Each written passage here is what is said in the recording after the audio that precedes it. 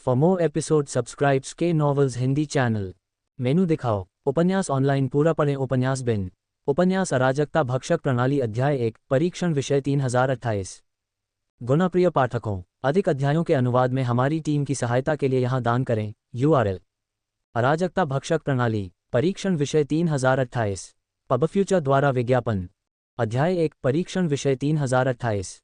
एक surgery lab में हृदय गति मॉनिटर की बीप को छोड़कर कमरा अंधेरा और गंभीर सन्नाटा था। तीनों की परछाइयां अंधेरे में फैल गईं, जिससे वार्ड में भयकायक अंधकार में वातावरण छा गया।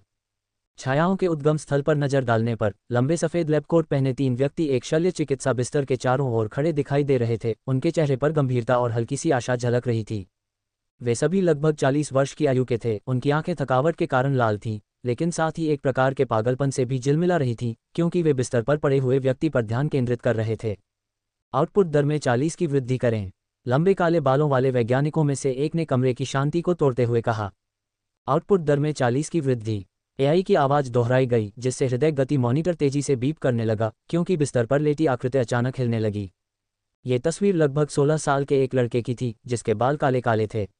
उसकी आंखें बंद थीं। उसका सुंदर सफ़ेद चेहरा हल्की पीड़ा से चमक रहा था, क्योंकि उसका मुंह किसी अजीब मशीन से ढका हुआ था। उसके पैर और हाथ उसके बगल में फैले हुए थे तथा शल्य चिकित्सा बिस्तर पर जंजीरों से एक दूसरे से बंधे हुए थे, जिससे वह उन्हें हिलाने में असमर्थ था। पब फ्यूचर द्वारा विज्ञापन। उसके शरीर में अलग अलग तार बंधे हुए थे जो उसके शरीर में प्रवेश कर रहे थे, जबकि एक बड़ी धातु की पाइप नीचे से उसके सिर में डूबी हुई थी, जिसमें हरे रंग का सीरम मौजूद था। लड़के का शरीर बार बार हिल रहा था, जिससे प्रयोगशाला में जंजीरों की खनकने की आवाज़ गूंज रही थी। आउटपुट दर को 80 तक बढ़ाओ। वैज्ञानिक ने फिर से आदेश दिया, क्योंकि हृदय गति मॉनिटर ने अपनी धड़कन बढ़ा दी थी। लड़के की आंखें खुल गईं और उसकी पुतलियां गहरे नीले रंग की दिखाई देने लगीं, तथा दर्द के कारण उसकी आंखों का सफ़ेद भाग लाल नसों से ढका हुआ था। उसका चेहरा दर्द से भर गया था और पीड़ा के कारण उसके चेहरे पर नसें उभर आई थीं। दर्द, भयानक दर्द। जेरास को ऐसा महसूस हुआ जैसे उसके शरीर में लगातार हजारों बिजली के बोल्ट प्रवाहित किए जा रहे हैं और उसके शरीर की हर छोटी कोशिका को नष्ट कर रहे हैं। वह दर्द से चिल्लाया, लेकिन उसके मुंह पर ध्वनि निरोधक मशीन लगी होने के कारण लैब में एक भी आवाज़ सुनाई नहीं दी। आउटपुट दर 90 तक बढ़ाएं। वही आवाज़ फिर से गूंजी और बीप की आवाज़ और भी तेज़ हो गई। जेरास ने महसूस किया कि उसकी नज़र धीरे धीरे अंधेरे में जा रही थी, लेकिन ये तुरंत दूर हो गई क्योंकि दर्द ने उसके शरीर में जोर से प्रहार किया, जिससे वह चिल्ला उठा, क्योंकि शल्य चिकित्सा बिस्तर को इधर उधर किया जा रहा था और जंजीर बार बार खड़खड़ा रही थी। परीक्षण विषय की कोशिकाएं अपनी सीमा तक पहुंच गई हैं। उत्परिवर्तन की संभावना 93% बढ़ गई है। कमरे में AI की आवाज़ गूंज उठी। पब फ्यूचर द्वारा विज्ञापन। वैज्ञानिक ने मानो आवाज़ के प्रति बहरा होकर ठंडे स्वर में आदेश दिया। आउटपुट दर को 99% तक बढ़ाएं। मॉनिटर की बीप की आवाज़ सैकड़ों गुना बढ़ गई, जिससे जेरास की आंखें तुरंत गहरे लाल रंग में ढक गईं। उसका चेहरा अजीब काली और लाल नसों से ढक गया। उसके शरीर में अनियंत्रित ऐंठन के कारण उसकी आंखों, नाक और कानों से खून बहने लगा। दर्द असहनीय था, क्योंकि उसे लगा कि उसकी कोशिकाओं का एक इंच नष्ट हो रहा है। उसके शरीर की कोशिकाएं आक्रमणकारी तत्वों से लड़ रही थीं, लेकिन वे तेजी से हार रही थीं। जेरास का शरीर अंततः अपने चरम पर पहुंच गया। उसकी आंखें पीछे की ओर घूम गईं। उसका शरीर धड़ाम से बिस्तर पर गिर पड़ा। इस बिंदु पर हृदय गति मॉनिटर ने बीप करना बंद कर दिया, क्योंकि उस पर रेखा स्थिर सीधी हो गई। परीक्षण विषय 3028 का शरीर अपनी पूर्ण सीमा तक पहुंच गया है। BD06 सीरम द्वारा कोशिकाएं दूषित हो गई हैं। AI की आवाज़ कमरे में गूंज उठी और सन्नाटा तोड़ दिया। एक और असफलता। वैज्ञानिकों में से एक ने निराश स्वर में कहा। खैर, कम से कम वह अब तक का सबसे अच्छा परिणाम था जो हमने प्राप्त किया था। वह 10 सेकंड के लिए 99% सीरम के जलसेक को सहन करने में सक्षम था। निरंतर वृद्धि का आदेश देने वाले वैज्ञानिक ने एक खाली आवाज़ में कहा, जिससे यह अनिश्चित हो गया कि वह प्रशंसा कर रहा था या निराश था। उसे अभी से निपटा दो। चलो, अगले व्यक्ति के आने से पहले थोड़ा आराम करते हैं। आखिरी वैज्ञानिक ने तीनों के प्रयोगशाला से बाहर जाने से पहले अपनी घड़ी पर क्लिक करते हुए कहा। कमरे में जेरास बचा था, जो पहले ही बेहोश हो चुका था और खून के तालाब में डूब रहा था जो उसके होश उड़ा रहा था। वैज्ञानिक ने पलक तक नहीं झपकाए, मानो वह भी एक असफल चूहे के अलावा कुछ नहीं था। ये जीवन की क्रूर सच्चाई थी। काले रंग का चौगा पहने एक व्यक्ति प्रयोगशाला में दाखिल हुआ। उसने जेरास के शरीर की जंजीर खोली और उसके शरीर को अपने हाथ में लिए बड़े से थैले में डाल दिया। लड़के की खून से लथपथ हालत को देखकर उसकी आंखों में कोई भाव नहीं था। यह उस समय पहले से ही एक सामान्य बात थी। बैग को सावधानीपूर्वक जिप करके वह उसे अपने हाथों में लेकर प्रयोगशाला से बाहर चला गया। दरवाजा बंद हो गया और कमरे में एक बार फिर सन्नाटा छा गया। पब फ्यूचर द्वारा विज्ञापन। संपर्क टॉस साइट मैप दान करें। मेनू दिखाओ। उपन्यास ऑनलाइन पूरा पढ़ें। उपन्यास बिन। उपन्यास अराजकता भक्षक प्रणाली अध्याय 2 बदला लेने की प्यास। गुणप्रिय पाठकों, अधिक अध्यायों के अनुवाद में हमारी टीम की सहायता के लिए यहाँ दान करें। URL: अराजकता भक्षक प्रणाली, बदला लेने की प्यास, पबफ्यूचर द्वारा विज्ञापन। अध्याय 2, बदला लेने की प्यास। काले रंग का चौगा पहने तथा हाथ में एक बड़ा सा बैग लिए एक व्यक्ति गेट के सामने खड़ा दिखाई दे रहा था। उसके हाथ धीरे धीरे गेट के पास लगे बटन तक पहुंचे और जैसे ही उसने उसे दबाया, दरवाजे से प्रकाश की एक लाल लहर निकली और उसकी हथेलियों को स्कैन करने लगी। बीप! जैसे ही वह अंदर गया, दरवाज़ा धीरे से खुला। जगह अंधेरी और बर्फीली ठंडी थी। जैसे ही उसका हाथ बैग की ओर बढ़ा, वह आकृति धीरे धीरे झुकी। जल्दी से उसका बटन खोला और ज़ेरास का शरीर बाहर निकाला। अपने शरीर को उठाकर उसने तेजी से बाहर की ओर फेंका, जिससे ज़ेरास नीचे मौजूद विशाल खाई में जा गिरा। अपने हाथों में थैला उठाए वह व्यक्ति वहां से बाहर निकल गया और उसके पीछे दरवाजा धीरे धीरे बंद हो गया। योजक चिन्ह, योजक चिन्ह, योजक चिन्ह, योजक चिन्ह, योजक चिन्ह, योजक चिन्ह। ये सन्नाटा दमघोंटू और घबराहट पैदा करने वाला था।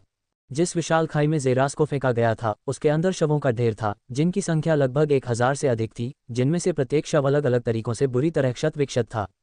ऐसा लगता था कि सभी असफल प्रयोगों के शव यहीं रखे गए थे। इस अंधेरे स्थान पर अचानक एक नीली रोशनी चमक उठी, जिससे अंधेरे में एक अजीब सी चमक आ गई। ज़ेरास बार बार खांस रहा था और उसकी आवाज़ भारी हो गई थी। उसका सुंदर गोरा चेहरा बहुत ज्यादा खून बह जाने के कारण मौत की तरह पीला पड़ गया था।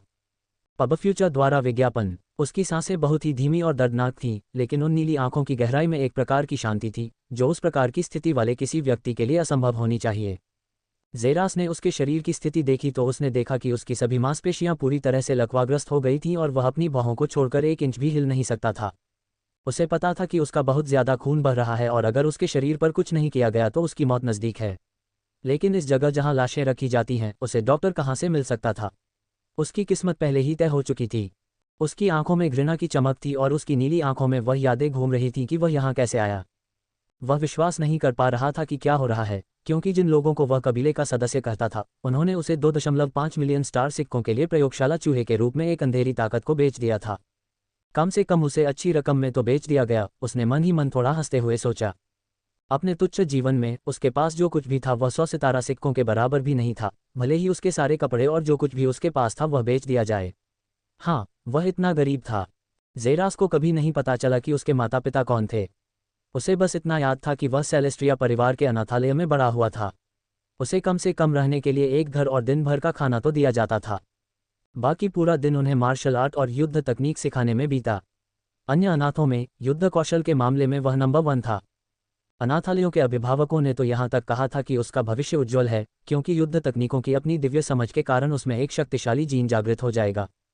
यहाँ तक कि उसका भोजन भी बढ़ाकर दिन में 2 बार कर दिया गया, जिससे अन्य अनाथ बच्चों में ईर्ष्या उत्पन्न हुई, लेकिन उसकी खुशी अधिक समय तक नहीं रही। जब जीन जागृति परीक्षण आया तो उसने तथाकथित शक्तिशाली जीन को नहीं जगाया, बल्कि घटिया F grade multi colour hair gene को जगा दिया। एक जीन जिसने उन्हें अपने बालों का रंग काला या लाल करने में सक्षम बनाया। उसकी स्थिति तुरंत ही गिर गई, क्योंकि वह मार्शल आर्ट के सर्वश्रेष्ठ खिलाड़ी से अनाथालय में मजाक का पात्र बन गया।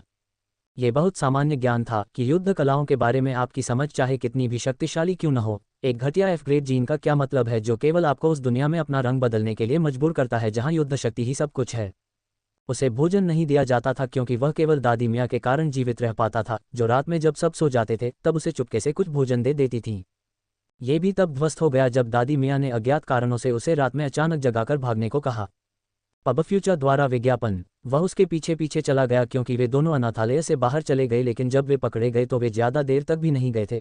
उसने देखा कि दादी मियाँ को उसके सामने एक बच्चे का अपहरण करने की कोशिश करने के लिए सिर काट दिया गया था, जबकि बच्चा बेचा जा रहा था। आखिरी चीज़ जो उसने सुनी थी वह थी कि उसे 2.5 मिलियन स्टार सिक्कों के लिए काले लबादे वाले एक आदमी को बेचा जा रहा था ताकि वह उनका प्रयोगात्मक विषय बन सके, और उसके बाद उसने खुद को प्रयोगशाला में पाया। उसकी आंखों में ठंडक चमक रही थी और वह दर्द के कारण अपने दांत भींच रहा था। धोखा दिए जाने का दर्द, उस एकमात्र चीज़ का दर्द जो उससे छीन ली गई थी। वह बदला लेना चाहता था। वह पूरे सेलेस्ट्रिया परिवार का वध करना चाहता था, क्योंकि उन्होंने उसे बहुत पीड़ा पहुंचाई थी, लेकिन वह जानता था कि यह असंभव है। वह आज यहीं मर रहा होता। उसकी आंखें शीघ्र ही धुंधली हो गईं, क्योंकि उसकी कमजोरी और अधूरी इच्छा के कारण उसकी आंखों के दोनों ओर से आंसू बहने लगे। जैसे जैसे वह धीरे धीरे अंधेरे में जा रहा था, दुनिया और अधिक अंधकार में होती जा रही थी। योजक चिन्ह, योजक चिन्ह, योजक चिन्ह, योजक चिन्ह, योजक चिन्ह, योजक चिन्ह। अंधेरा शांत था और ज़ेरास को लगा कि वह समय की अवधारणा खो रहा है। अचानक उसकी आंखें खुल गईं और जो कुछ उसने देखा उसे देखकर उसकी आंखें चौड़ी हो गईं। वह देख सकता था कि उसका शरीर किसी प्रकार की ऊर्जा से बना था, लेकिन जिस चीज ने उसे अचंभित कर दिया वह उसके चारों ओर फैले विशाल क्रिस्टल थे जो दूर दूर तक फैले हुए थे। उनमें से प्रत्येक उससे अधिक लंबा था और विभिन्न तारों की तरह एक सुंदर चमक थी जो उसे अपनी चमक से प्रकाशित कर रही थी। मैं कहाँ हूँ? ज़ेरास ने इस अजीब जगह की ओर देखते हुए पूछा। क्या मैं मर गया हूँ? क्या यह मेरी आत्मा का रूप है? बस यही हो रहा है। जगह अजीब तरह से शांत थी, एक भी आवाज़ नहीं आई, लेकिन ज़ेरास की नज़र धीरे धीरे निकटतम क्रिस्टल की ओर चली गई। यह एक क्रिस्टल था, बाकी सभी से अलग। अन्य जो एक सुंदर प्रकाश उत्सर्जित करते थे उनसे अलग यह एक अंधेरे छेद की तरह था जो लगातार क्रिस्टल में घूमता रहता था, जिससे व्यक्ति को ऐसा महसूस होता था मानो उसकी आत्मा को निगल लिया जा रहा है। ऐसा लग रहा था कि इसमें कोई गहराई नहीं है, यह एक अंतहीन खाई की तरह है। लेकिन भले ही यह डरावना और हड्डियों को कंपा देने वाला था, ज़ेरास ने खुद को इस क्रिस्टल के प्रति गहराई से आकर्षित महसूस किया। धीरे धीरे उस ओर तैरते हुए वह महसूस कर सकता था कि क्रिस्टल उसे बुला रहा है। यह ऐसा था जैसे उसका एक हिस्सा बंद कर दिया गया था और उसकी उपेक्षा की जा रही थी, लेकिन अंततः उसे एक बार फिर उससे मिलने का मौका मिला। आप क्या हैं? ज़ेरास ने पूछा जैसे ही उसका हाथ धीरे धीरे आगे बढ़ा और उसने क्रिस्टल की सतह को छुआ। लेकिन इसके बाद जो हुआ उससे ज़ेरास को गहरा सदमा लगा। पब फ्यूचर द्वारा विज्ञापन। संपर्क टॉस साइट मैप दान करें, मेनू दिखाओ। उपन्यास ऑनलाइन पूरा पढ़ें। उपन्यास बिन। उपन्यास अराजकता भक्षक प्रणाली अध्याय 3 अराजकता भक्षक प्रणाली। गुणप्रिय पाठकों, अधिक अध्यायों के अनुवाद में हमारी टीम की सहायता के लिए यहाँ दान करें। URL अराजकता भक्षक प्रणाली C3 अराजकता भक्षक प्रणाली। पब फ्यूचर द्वारा विज्ञापन। अध्याय 3 अराजकता भक्षक प्रणाली। जब ज़ेरास के हाथ ने क्रिस्टल को छुआ तो एक प्रलयंकारी विस्फोट ने पूरे स्थान को हिलाकर रख दिया। यह एक छोटे हीरे के आकार के कोर में सिकुड़ गया और तुरंत उसके सिर में धंस गया। ज़ेरास के साथ विलय करने के प्रयास के कारण कोर से निकली ऊर्जा के कारण पूरा अंतरिक्ष अस्त व्यस्त हो गया, क्योंकि उसे लगा कि वह विस्फोट में गायब हो गया है। पूर्णता दर 0.90%। जैसे ही उसने स्क्रीन पर अपनी दृष्टि केंद्रित करने की कोशिश की, उसकी धुंधली आंखों के सामने एक सुनहरे रंग का पैनल प्रकट हुआ। यह क्या है? ज़ेरास ने पूछा। उसके हाथ उसके सामने बढ़े, लेकिन उसने केवल हवा को छुआ और पैनल को हिलाया भी नहीं। होस्ट की पूर्णता दर 99% तक पहुंच गई है। होस्ट अब अराजकता भक्षक बनने के लिए पहले विकास से गुजरेगा और इस शक्ति को पूरी तरह से प्राप्त करेगा। क्या इवो? ज़ेरास की आंखें तुरंत पीछे मुड़ गईं क्योंकि अचानक दर्द ने उसके दिमाग पर हमला किया, जिससे वह चिल्लाने से पहले ही बेहोश हो गया। उसका शरीर उसके नीचे पड़ी लाश पर पड़ा था, लेकिन उसके शरीर में ऐसा अविश्वसनीय परिवर्तन हो रहा था कि सभी महानतम वैज्ञानिक भी पढ़ने के लिए शीशे की ओर हाथ बढ़ा दें। एक छोटा सा क्रिस्टल के आकार का पत्थर जिसके केंद्र में एक काले छेद की तरह घूमता हुआ काला कोहरा था, ज़ेरास के माथे पर दिखाई दिया और उसमें मौजूद काला कोहरा धीरे धीरे उसके पूरे शरीर में फैल गया और उसके रोम छिद्रों के माध्यम से अंदर तक घुस गया। अराजकता भक्षक के लिए मेजबान विकास शुरू हो गया है।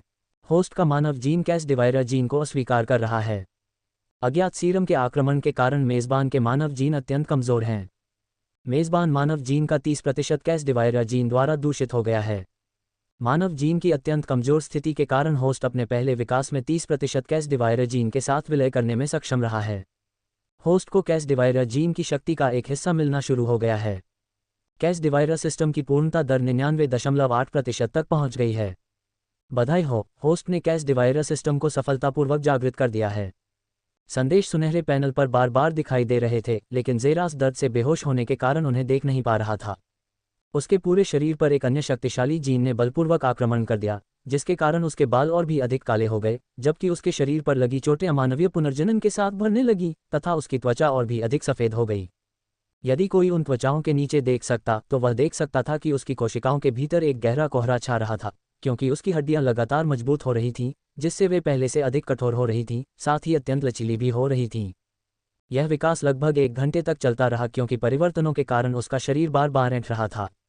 योजक चिन्ह योजक चिन्ह योजक चिन्ह योजक चिन्ह योजक चिन्ह योजक चिन्ह। 4 घंटे बाद ज़ेरास ने धीरे से अपनी आंखें खोलीं और यह समझने की कोशिश की कि पहले क्या हुआ था। ऐसा लग रहा था जैसे ये किसी व्यवस्था के बारे में बात कर रहा हो। बधाई हो मेजबान। सुनहरा पैनल अचानक एक बार फिर प्रकट हुआ जब ज़ेरास सदमे से पीछे की ओर कूद गया। अनजाने में उसने दुगनी दूरी पार कर ली। यदि एड्रेनालाइन उसके चरम अवस्था वाले शरीर में दौड़ रहा होता तो वह पहले पार कर लेता। आप कौन हैं? ज़ेरास ने पूछा। उसकी पीठ लाश पर टिक गई और उसने पीछे हटना बंद कर दिया। नमस्ते होस्ट, मैं कैस डिवाइडर सिस्टम हूँ। कैस द्वारा आशीर्वादित लोगों को इसकी शक्तियों को समझने में मदद करने के लिए डिज़ाइन किया गया एक सिस्टम। और कैस ने मेरे जैसे मरते हुए व्यक्ति को क्यों चुना? ज़ेरास ने तुरंत जवाब दिया। उसकी आवाज़ संदेह से भरी हुई थी। वह तो एक F ग्रेड का कूड़ा था जिसे प्रयोगशाला में चूहे में बदल दिया गया और असफल होने के कारण मरने के लिए छोड़ दिया गया। किसी अज्ञात अराजकता का उस पर ध्यान देने का कोई कारण नहीं है। पबफ्यूचर द्वारा विज्ञापन। ये सवाल भी सिस्टम को थोड़ा उलझन में डालता है। आमतौर पर असीम ब्रह्मांड के सबसे प्रतिभाशाली लोगों को ही अराजकता का आशीर्वाद मिलता है, लेकिन मेजबान न केवल एक बहुत ही कमज़ोर जीनोम वाला एक प्रतिभाहीन कचरा है।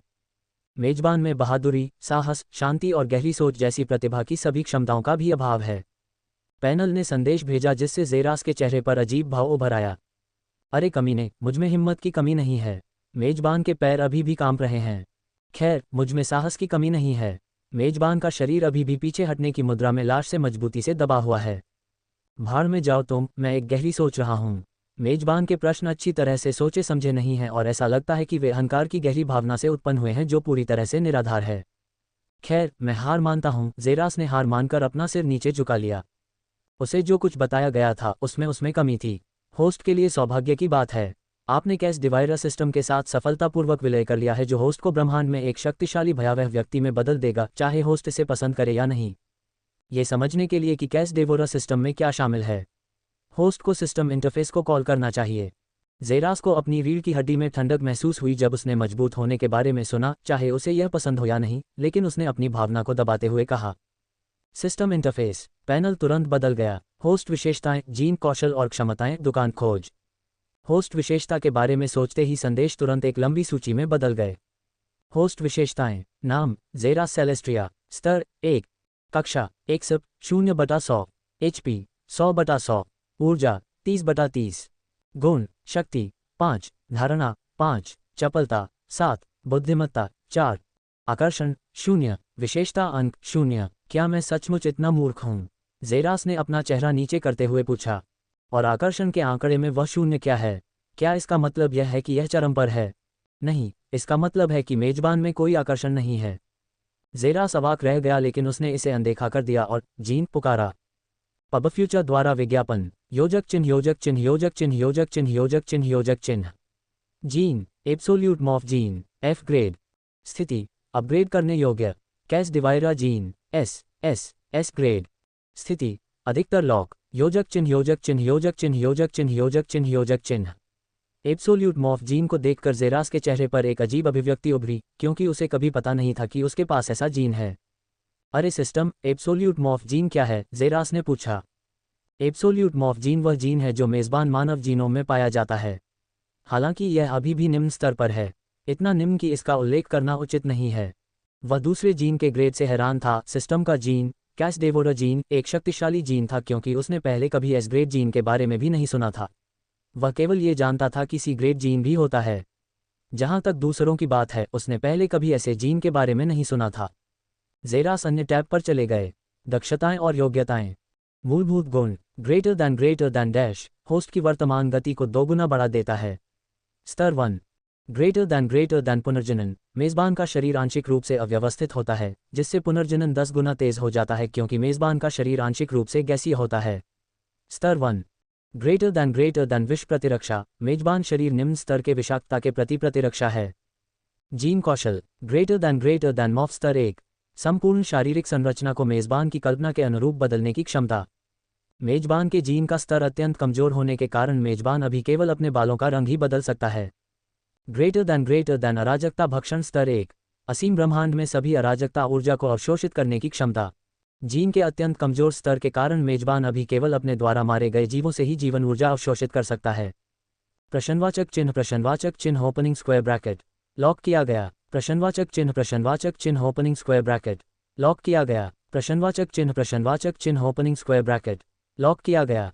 प्रश्नवाचक चिन्ह योजक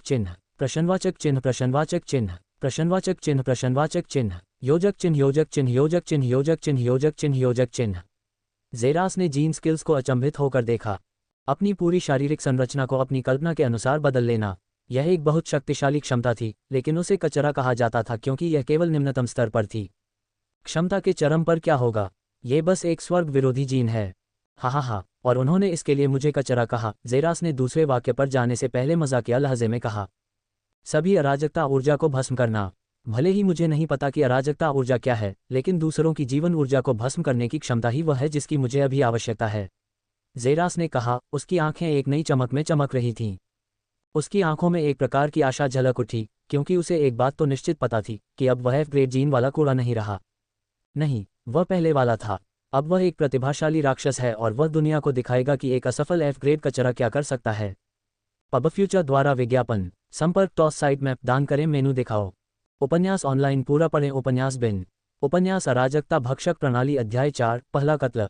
गुणप्रिय पाठकों, अधिक अध्यायों के अनुवाद में हमारी टीम की सहायता के लिए यहाँ दान करें। URL अराजकता भक्षक प्रणाली C4 पहला शिकार। पब फ्यूचर द्वारा विज्ञापन। अध्याय 4 पहला कत्ल। वह अब एक प्रतिभाशाली राक्षस है और वह दुनिया को दिखाएगा कि एक F-ग्रेड क्या कर सकता है। योजक चिन्ह योजक चिन्ह योजक चिन्ह योजक चिन्ह योजक चिन्ह योजक चिन्ह। लेकिन पहले उसे इस जगह से बाहर निकलना होगा। उसे बस इतना पता था कि वह इंसानों पर सीरम के असर का परीक्षण करने के लिए किसी बेस में था। कम से कम वह अपने अनुभव से तो ये जान सकता था।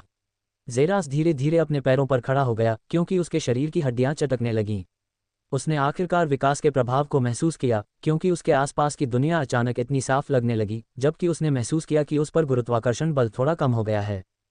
सबसे स्पष्ट प्रभाव ताकत में वृद्धि थी क्योंकि विकास से उसे बड़ी मांसपेशियां तो नहीं मिली, लेकिन वह स्वयं को पहले की तुलना में कम 2 गुना अधिक शक्तिशाली महसूस कर सकता था। उस ओर से अपना ध्यान हटाते हुए उसने अपनी नज़रें संकुचित कर लीं और बुदबुदाया, मैं यहाँ से कैसे निकलूं? ज़ेरास के सामने अचानक एक सुनहरे रंग का अधिसूचना पैनल प्रकट हुआ, जिससे आश्चर्य से उसका मुंह खुला और ओ आकार का हो गया। योजक चिन्ह योजक चिन्ह योजक चिन्ह योजक चिन्ह योजक चिन्ह योजक चिन्ह। मुख्य खोज सक्रिय। आप एक दुश्मन के अड्डे पर मौजूद हैं और पूरी तरह से फंस गए हैं। बेस को नष्ट करें और जीवित रहें। पुरस्कार। पब फ्यूचर द्वारा विज्ञापन। 1 सीधे लेवल 2 तक। 2 क्षमता उन्नयन कार्ड। दंड। योजक चिन्ह योजक चिन्ह योजक चिन्ह योजक चिन्ह योजक चिन्ह योजक चिन्ह। ज़ेरा के चेहरे पर एक अविश्वसनीय भाव उभर आया और वह वहां पूरी तरह से अवाक खड़ा होकर उग्रता से पूछने लगा, सिस्टम, क्या तुम पागल हो? कैश डिवाइडर सिस्टम के पागल हो जाने की संभावना शून्य है क्योंकि इसे होस्ट की समझ से पूरी तरह ऊपर एक सर्वोच्च शक्ति द्वारा बनाया गया है। लेकिन होस्ट के पागल हो जाने की संभावना लगभग 100% है। तुम, ज़ेरास ने गुस्से में खून खांसते हुए कहा। वह धीरे धीरे शांत हो गया क्योंकि उसे लगा कि अगर वह ऐसा ही करता रहा तो वह सचमुच पागल हो जाएगा। मेरा मतलब है, तुम मुझे ऐसा प्रश्न क्यों दे रहे हो? जबकि मैं सिस्टम का AI हो सकता हूँ। उत्पन्न किए गए प्रश्न पूरी तरह से मेरे नियंत्रण से बाहर हैं। जहाँ तक इस बात का सवाल है कि खोज किसने या किस चीज़ ने उत्पन्न की है, जानकारी तक पहुँचने के लिए होस्ट का स्तर बहुत कम है। मैं केवल इतना कह सकता हूँ कि यदि लक्ष्य प्राप्त कर लिया जाए तो बेहतर है, क्योंकि पुरस्कार जितना बड़ा होगा दंड भी उतना ही कठोर होगा। ज़ेरास धीरे धीरे शांत हुआ जब उसने इस बारे में सोचा और पाया कि यह बात सही थी। इस तरह के बेस से बाहर निकलना पहली जगह में पार्क में टहलने जैसा नहीं होगा। तो क्या हुआ अगर कठिनाई को थोड़ा बढ़ा दिया गया? इसके अलावा उसे बेस को पूरी तरह से नष्ट करके और उसमें मौजूद सभी लोगों को मारकर लैब चूहे की तरह व्यवहार करने का बदला लेना था। वह कोई दया नहीं दिखाने वाला था क्योंकि उसके चारों ओर 1000 से अधिक लाशें पड़ी थीं जो उसके जैसे ही असफल प्रयोगात्मक लोग थे तथा बेस द्वारा उनका इस्तेमाल किया गया था। अभी यह पता नहीं चल पाया है कि इसमें कितने लोग शामिल हैं और जल्द ही इस संख्या में और लोग शामिल हो जाएंगे। पब फ्यूचर द्वारा विज्ञापन। इसलिए उसने अपना मन बदल लिया और खोज पर जाने का निर्णय लिया। जहां तक ये प्रश्न है कि ऐसा कैसे किया जाए, उसे अच्छी तरह पता था कि उसे क्या चाहिए। EIA अर्थ इंटरगैलेक्टिक एसोसिएशन। ज़ेरास को अचानक दूर से कदमों की आवाज़ आती हुई महसूस हुई जैसे ही वह ज़मीन से उछला और फुटपाथ पर लगभग 10 मीटर ऊपर चला गया। गेट के सामने पहुंचकर उसे कदमों की आवाज़ अधिक स्पष्ट महसूस हुई और उसने जल्दी से अपने आप को छिपा लिया। योजक चिन्ह योजक चिन्ह योजक चिन्ह योजक चिन्ह योजक चिन्ह योजक चिन्ह। सिर से पैर तक काले कपड़े पहने और एक थैला पकड़े एक व्यक्ति धीरे धीरे दरवाजे के सामने आया। जैसे ही उसके हाथ दरवाजे के पास लगे लाल बटन पर पड़े, दीवार से प्रकाश की एक लाल लहर निकली जो उसे देख रही थी। बीप। जैसे ही वह आकृति अंदर आई, दरवाजा धीरे धीरे खुल गया जिससे दरवाजा पुनः बंद हो गया। वह पहले ज़ेरास को रसातल में फेंकने के लिए जिम्मेदार था। वह व्यक्ति हमेशा की तरह धीरे धीरे नीचे झुका और उसने धीरे से बैग की बोतल खोली। आधे रास्ते में उसने अचानक अपने पीछे हवा की हल्की सरसराहट महसूस की, लेकिन इससे पहले कि वह ये देखने के लिए मुड़ पाता कि यह क्या हो सकता है, एक छड़ का नुकीला सिरा पीछे से उसकी गर्दन में घुस गया और अगले ही सेकंड में उसकी गर्दन के सामने से खून बहने लगा। उसकी आंखें सदमे से फैल गईं क्योंकि वह समझ ही नहीं पा रहा था कि क्या हो रहा है।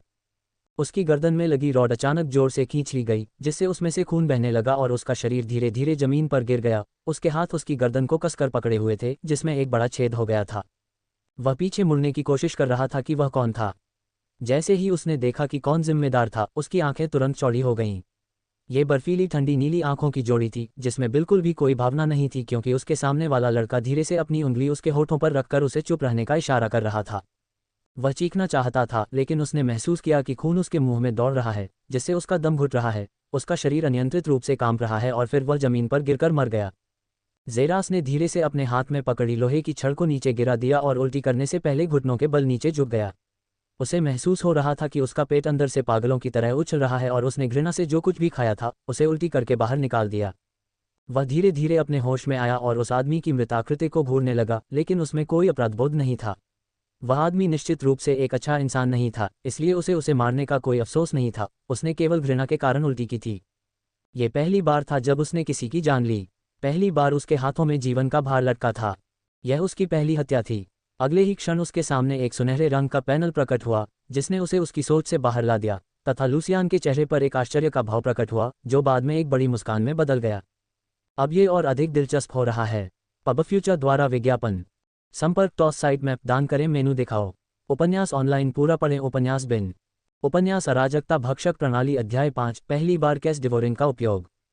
गुणप्रिय पाठकों, अधिक अध्यायों के अनुवाद में हमारी टीम की सहायता के लिए यहाँ दान करें। URL अराजकता भक्षक प्रणाली C5 कैश डिवोरिंग का पहली बार प्रयोग।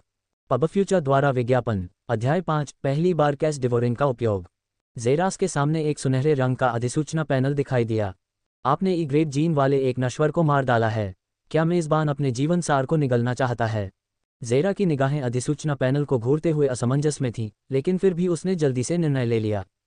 हाँ, कृपया जीवन सार को अवशोषित करने के लिए अपने शिकार के माथे पर अपना हाथ रखें। जेरास धीरे धीरे उस आदमी की ओर बढ़ा और उसने अपनी हथेली उसके माथे पर रख दी। उसे छूने पर थोड़ी ठंड महसूस हुई, लेकिन उसने इस बात को नज़रअंदाज कर दिया क्योंकि उसने लगभग 3 सेकंड तक संपर्क बनाए रखा। जब उसे कोई परिवर्तन महसूस नहीं हुआ तो उसके चेहरे पर एक अजीब सा भाव आया जिससे उसे सिस्टम पर थोड़ा संदेह हुआ, लेकिन अगले ही सेकंड में उसने महसूस किया कि उस आदमी के मृत शरीर से एक सफ़ेद धुंध निकल रही है जो उसकी उंगलियों के माध्यम से उसके शरीर में प्रवेश कर रही है। उसे ऐसा महसूस हुआ जैसे उसने अपने जीवन में सबसे अच्छा ठंडा स्नान किया हो, क्योंकि जेरास को महसूस हुआ कि उसके अंदर कुछ बढ़ रहा है, लेकिन वह ये नहीं बता पा रहा था कि वास्तव में यह क्या है। बधाई हो, मेज़बान ने लाइफ एसेंस को सफलतापूर्वक आत्मसात कर लिया है। पुरस्कार जोड़ 5 ऊर्जा अंक। कुल ऊर्जा 35/35। पब फ्यूचर द्वारा विज्ञापन। साइड क्वेश्चन पूरे हो गए हैं। एक बार कैश डिवाइडर का उपयोग करें। जोड़ 1 10/100। जेरास के चेहरे पर एक बड़ी मुस्कान आ गई जब उसने देखा कि उसके ऊर्जा बिंदु में 5 की वृद्धि हुई है, जबकि उसे 10 एक्सपी भी प्राप्त हुए। अब ये और अधिक दिलचस्प होता जा रहा है, जेरास ने धीरे से कहा और उस आदमी की ओर बढ़ा और अपने कपड़े उतारने लगा। योजक चिन्ह योजक चिन्ह योजक चिन्ह योजक चिन्ह योजक चिन्ह योजक चिन्ह। 10 मिनट बाद एक व्यक्ति को गेट के सामने खड़ा देखा जा सकता था जो लंबे काले ओवरऑल पहने हुए था और उसने अपने चेहरे के ऊपरी हिस्से को ढकने के लिए हुड के नीचे एक फेस कैप पहन रखी थी। वह उस व्यक्ति जैसा था जिसने जेरास को रसातल में फेंक दिया था, सिवाय इसके कि यह वह व्यक्ति नहीं था बल्कि स्वयं जेरास था। जेरास ने धीरे धीरे कपड़ों पर से धूल हटाई और उस नए परिधान को देखा जिसे उसने पहना हुआ था। बेशक वह जानता था कि वह बेस में यूं ही नहीं घूम सकता था, अन्यथा उसे पकड़ लिया जाएगा और जीवित होने के बावजूद उस पर प्रयोग किए जाएंगे और संभवतः वह सबसे क्रूर मौत मरेगा। किसी भी परेशानी से बचने और मिशन को सुचारू रूप से पूरा करने के लिए सबसे अच्छा तरीका है कि आप उस आदमी का रूप धारण कर लें। अब वह जेरास नहीं था, वह प्रायोगिक विषयों के शवों के निपटान के लिए जिम्मेदार व्यक्ति था। जेरास धीरे धीरे मृत शरीर के पास झुका क्योंकि उसे उस व्यक्ति की पतलून के नीचे एक कठोर वस्तु का एहसास हुआ। उसे बाहर निकाला तो पता चला कि वह एक छोटा सा खंजर था जो चाकू के आकार का था। इसकी मूठ गहरे लाल रंग की थी, जबकि इसके किनारे नुकीले थे और अंधेरे में ठंडी चमक रहे थे।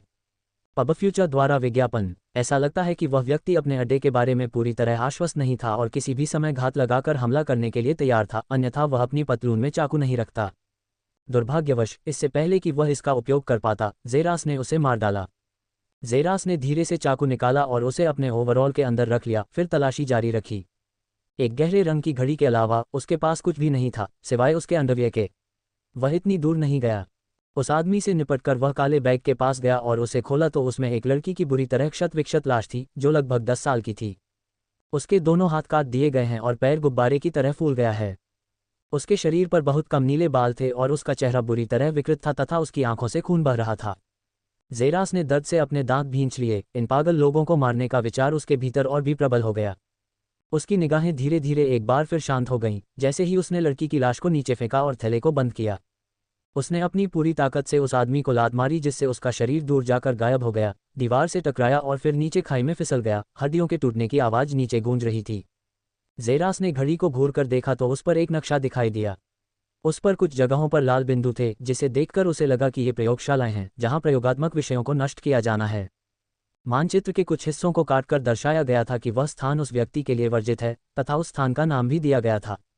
जेरास ने धीरे से अपनी दाहिनी कलाई पर घड़ी पहनी और बाएं हाथ में बैग उठाया। बेस का नक्शा अपने हाथ में होने और दुश्मन को अपने अस्तित्व के बारे में पता न होने के कारण वह कम से कम अभी तक बिना किसी संदेह के अपना ऑपरेशन शुरू कर सकता था। उस आकृति का स्वांग रचते हुए जेरास तुरंत गेट की ओर बढ़ा और वह धीरे धीरे खुलने लगा। सफ़ेद रोशनी में कदम रखते हुए उसने अपने सिर पर लगी टोपी को अच्छी तरह से खींचा और खाई से बाहर निकलकर आधार की ओर बढ़ गया। अब बेस को नष्ट करने का उसका अभियान शुरू हुआ। उसका अगला लक्ष्य ऑफ लिमिट ग्राउंड के सबसे नज़दीक की प्रयोगशाला थी। Lab 4C, the beast testing lab, pub future द्वारा विज्ञापन। संपर्क टॉस साइट मैप दान करें मेनू दिखाओ। उपन्यास ऑनलाइन पूरा पढ़ें। उपन्यास बिन। उपन्यास अराजकता भक्षक प्रणाली अध्याय 6, पागल लड़ाई। गुणप्रिय पाठकों, अधिक अध्यायों के अनुवाद में हमारी टीम की सहायता के लिए यहाँ दान करें। URL: अराजकता भक्षक प्रणाली, पागल लड़ाई, पब फ्यूचर द्वारा विज्ञापन। अध्याय 6, पागल लड़ाई। जेरास धीरे धीरे उस दिशा की ओर आगे बढ़ा जहां लाल बिंदु ने इशारा किया था। वह देख सकता था कि वहां कोई सीढ़ियां या लिफ्ट नहीं थी, और वह जो कुछ भी पार कर रहा था वह एक लंबा सफ़ेद गलियारा था जिसमें कुछ मोड़ और कोने थे। प्रयोगशालाएं एक दूसरे के बगल में व्यवस्थित थी तथा प्रतिबंधित क्षेत्र मानचित्र के सबसे दूर के छोर पर था। मानचित्र को देखकर वह तुरंत बता सकता था कि यह एक छोटा सा बेस है तथा प्रतिबंधित क्षेत्र ने मानचित्र में लगभग पूरी जगह घेर रखी है। वह धीरे धीरे प्रयोगशाला के दरवाजे के सामने पहुंचा जिसके ऊपर 4C शब्द लिखा था। जेरास ने 3 बार दरवाजा खटखटाया, लेकिन कोई जवाब न मिलने पर उसने तुरंत दरवाजा खोल दिया और अंदर प्रवेश किया।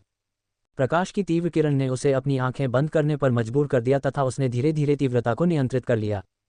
छोटी सी प्रयोगशाला में चारों ओर देखते हुए उसने देखा कि 3 वैज्ञानिक एक दूसरे से इत्मीनान से बातें कर रहे थे और उसकी ओर देखने की भी जहमत नहीं उठा रहे थे, मानो उन्हें पहले से ही पता हो कि वह आ रहा है। उनमें से 2 पुरुष थे जो एक साथ खड़े होकर बातें कर रहे थे, जबकि अंतिम महिला प्रयोगशाला के सबसे दूर वाले छोर पर बैठी कंप्यूटर चला रही थी। उसका मुंह दीवार की ओर था और उसकी पीठ उन सभी की ओर थी। जब वह कार्यालय में चारों ओर देख रहा था, उसके दिमाग में एक योजना बन रही थी। वे जानवरों की शारीरिक संरचना के विभिन्न होलोग्राम थे, अविश्वसनीय रूप से अजीब जानवर जो विभिन्न जानवरों के सम्मिलन या किसी प्रकार के अजीब उत्परिवर्तन के समान थे। प्रयोगशाला में ही जानवरों पर प्रयोग किए जाते थे और प्रयोगशाला के दृश्य देखकर वह पहले से ही अनुमान लगा सकता था कि प्रयोगशाला के निकट प्रतिबंधित क्षेत्र में क्या है। जेरास धीरे धीरे सर्जिकल बेड की ओर आगे बढ़ा और उसने जो देखा उससे उसे उल्टी करने का मन हुआ। उसके सामने लगभग 1 मीटर लंबी एक बिल्ली पड़ी थी जिसका शरीर बिस्तर पर पड़ा था और इसमें कोई संदेह नहीं कि वह पहले ही मर चुकी थी। पब फ्यूचर द्वारा विज्ञापन। लेकिन जेरास को सबसे ज्यादा हैरानी उसकी त्वचा से हुई। ये सामान्य फर वाली त्वचा नहीं थी, बल्कि उसके शरीर से गहरे लाल रंग की पपड़ियां निकली थीं जो खून के बहाव के बीच उसके पूरे शरीर को ढंक रही थीं। इसके पंजे उसके सिर से 3 गुना बड़े थे जो स्टील जैसे पंजों से चमक रहे थे, जबकि इसकी पूंछ बिच्छू जैसी थी। ऐसा लगता है कि बिल्ली अपना उत्परिवर्तन पूरा नहीं कर सकी, जिससे जेरास को आश्चर्य हुआ कि यदि बिल्ली ने अपना परिवर्तन पूरा कर लिया तो किस प्रकार का पागलपन पैदा हो जाएगा। तराजू को छूते हुए जेरा की आंखें सिकुड़ गईं। तराजू लगभग 3 गुना अधिक कठोर थे, बिल्कुल धातु की कठोरता के समान। ऐसा लगता है जैसे वे कुछ प्रकार के जानवरों को बनाने की कोशिश कर रहे थे जिनका उपयोग युद्ध के लिए किया जा सके, क्योंकि उनकी रक्षा क्षमता बढ़ गई थी और पंजे 3 गुना अधिक शक्तिशाली थे। यही एकमात्र चीज थी जो उन्हें समझ में आई। आखिर आधार क्या था? वे क्या हासिल करना चाह रहे हैं? अरे, तुम सुन रहे हो? जेरास के कान में एक आवाज़ गूंजी जिससे उसने तुरंत अपने हाथ बिल्ली से हटा लिए। ऐसा लगता है कि वह थोड़ा विचलित हो गया था और उसने वैज्ञानिक की पुकार भी नहीं सुनी। मुझे खेद है, मुझे खेद है, जेरास ने उस आदमी के सामने झुककर कहा, जब वह बिल्ली को थैले में ले गया और धीरे से उसे बंद कर दिया। अरे, तुम्हें क्या हो गया है? उस आदमी ने पूछा और अपना एक हाथ जेरा के कंधे पर रखते हुए उसे जबरदस्ती घुमा दिया। मैंने तुम्हें 3 बार कॉल किया, ग्रेड, और तुमने मेरी कॉल को अनदेखा कर दिया। ऐसा लगता है कि तुम थोड़े बहुत अच्छे हो और तुम्हें लगा कि तुम भी कुछ हो। उस आदमी ने कहा और उसने जेरास को हथकड़ी से घसीटा और उसके चेहरे पर एक उपहासपूर्ण भाव था। बाकी लोगों को इसकी कोई परवाह नहीं थी, वे केवल हल्की हंसी हंसे। वे पॉल के चरित्र को जानते थे। ऐसा लगता है कि बार बार असफलताओं ने पहले से ही उसके दिल पर छाया डाल दी थी, क्योंकि उसके जैसे वैज्ञानिक की असफलताओं की संख्या की एक सीमा थी जिसके बाद उसका अधिकार कम हो जाता था। इसलिए उसे अपने सारे दर्द को व्यक्त करने के लिए किसी चीज़ की ज़रूरत थी और वह बेचारा व्यक्ति सही समय पर सामने आ गया। मुझे खेद है, मुझे खेद है। जेरास ने अपना सिर बार बार झुकाते हुए कहा, जबकि उसके हाथ धीरे धीरे उसकी जेब की ओर बढ़ रहे थे, जिस पर वैज्ञानिक ने ध्यान नहीं दिया। ओह, तुम्हें खेद है। तुम कह सकते हो कि तुम्हें खेद है और तुम्हें लगता है कि सब कुछ ठीक हो जाएगा। ओह, ऐसा लगता है कि तुम भूल गए हो कि तुम सिर्फ एक ही ग्रेड कचरा हो जिसे कल ही नष्ट किया जा सकता है।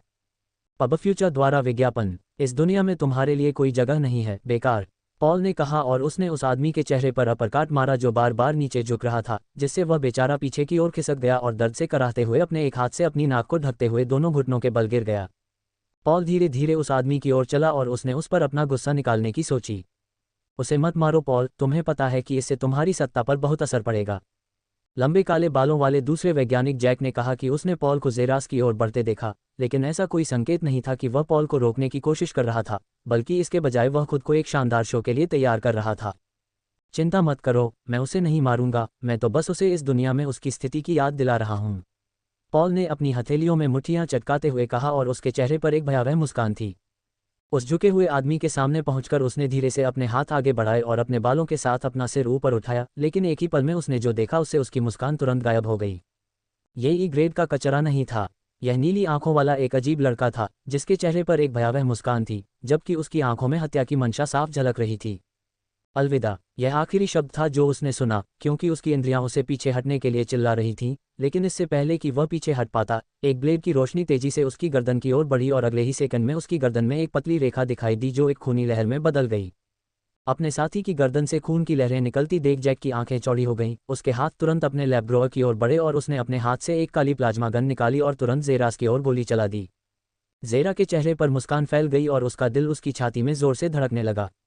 काले बालों वाले वैज्ञानिक को बंदूक निकालते देख उसने तुरंत पॉल की लाश को अपने सामने रख लिया और उसे कवर की तरह इस्तेमाल किया।